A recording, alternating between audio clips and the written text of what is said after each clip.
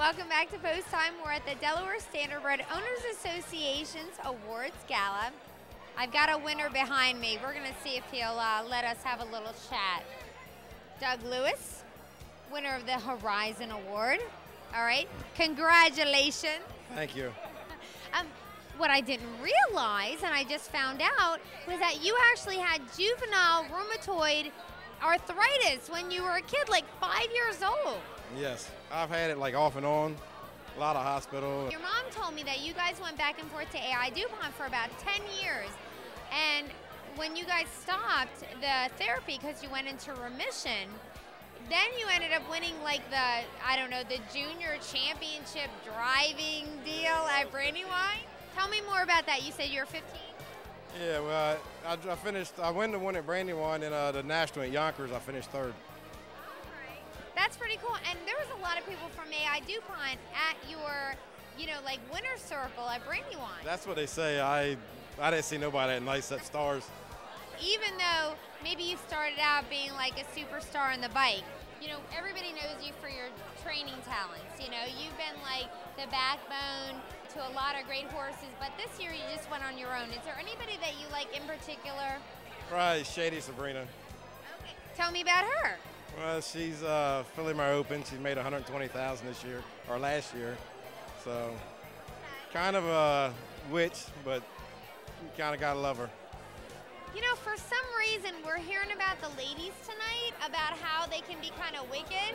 I'm thinking that's like the theme, that if a four-legged horse that's a girl is bad, then she's actually good. Is that true? You want to confirm that? Yes. Man. Two-legged too. What'd you say? Two-legged ones too. Oh, that is so wrong, but it is so right having you on the show. Thank you, Doug. Thank you. On this evening, a special horse was recognized, and, well, it's no reason for me to talk about him when we can find someone who knows him a whole lot better than I do. Well, I've already been warned that I can't get Diana crying, okay? So I think that's actually going to be hard to do, to not get her cry. But we want to know, when did you get Stormont Northstar? 10 years ago, Bob bought him out of Ontario. Oh my God, she's going to start crying already. That's why we had to get Bob over here to give her some moral support. Okay, he has really defied the odds. Tell me about his injuries and how he's come back from them. Bob would tell you. Well, he really never had any injuries until he was 9 years old, and he kicked the paddock fence one day, and hind leg filled up a little and cleaned out within 2 or 3 days, and we raced him the next week, and the suspensory went. So we took him over to Dr. Riddle, and he injected it, and then we had it freeze-fired, had to give him hand walking for 30 days. We were about 3 weeks through that, and he kicked through the stall gate with the good one, the good hind leg, and tore it worse than the first one. We finally got him back from that, started over with him again, and had him all about ready to qualify, and he broke a splint bone behind. Make a long story short, before we ended up, he had broke 3 splint bones, two pulled suspensories, and had him in to qualify, and was jogging him, and he's very playful with another horse when the horse is training. If a horse is training and he's jogging, he'll just sneak along like a cat until the horse goes by him. When it starts to go by him, he'll squat and take off. When he did that, he popped the stifle out. So we were told he would never come back from that. But she stood in the stall for, I want to say, close to 2 or 3 months, every day for an hour with the laser pads on him. And I walked down the barn floor one day, and I looked, and there he was in there standing on his hind legs. So I told her, I said, bring him out.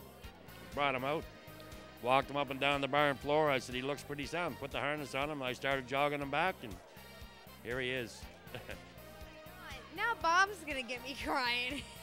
This is kind of a bittersweet year because actually, even though he's retiring, which is really exciting for everybody, the fact is, this horse loves to race. If anybody could seen him the first week, 10 days after we stopped with him, I mean, he went through his regular procedure. He gets turned out every day before he jogs, and so he's hard to catch when you go out to get him. But he got so, here he comes to the gate when she goes to get him because he's out there all morning. And we only bring him in at lunchtime. So we bring him back in. She better stop that. we bring him back in to give him his lunch, and we take his turnout blanket off and put his stall blanket on and put him in the stall. And he goes in the stall. All of a sudden, here he's got his head out, nickering. He's wondering why he's not jogging. I mean, he really and truly loved the race. When you pulled the trailer up, he wanted to get on and go. And like Shane warmed him up a lot for me, and he would tell you that he just loves it. He get out there, play, and another horse will go by training, he'll shake his head and buck, play. He just loved the race. I was going to say your other owner, because we've got a couple owners on this horse. We've got an owner who's mingling in the crowd, Mr. Eric Davis, who is actually younger than the horse. The horse is 15. Eric is 12, okay? So, Eric, why don't you tell me, where is your horse going to live the rest of his years? At the barn and at the field. So, right at your house? Yeah, over in the barns. So you have a really good relationship with him then, right? Because I think he's like a Rice Krispie eater or... Yeah. You know, what can I say? A man of few words, but I have a feeling that he's going to make it big time in this business. Thank you, everybody.